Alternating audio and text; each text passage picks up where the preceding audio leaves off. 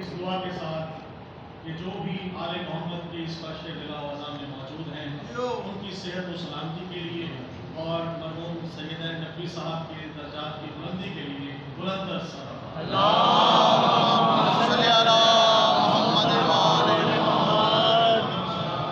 खास तौर से दुआ है कि मौला अनीस भाई को और मुंतज़िर भाई को सेहत कुल्ली और जितने भी मुहाजिर मौजूद हैं इस आज की मजलिस अज़ा के सदक़े में आले मोहम्मद के साए में एक शेर में अमूमन जब इस दुनिया से गुजर जाता है तो पढ़ा करता हूँ, उसी शेर से आगाज और 3 अशार करते हुए कि सपुर्दे खाक अली वाले हो नहीं सकते।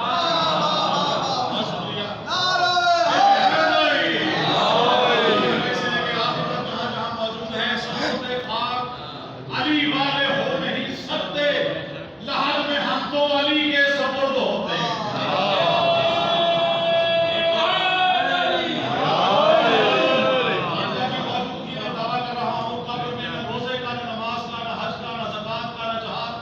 सवाल है अकीदे का,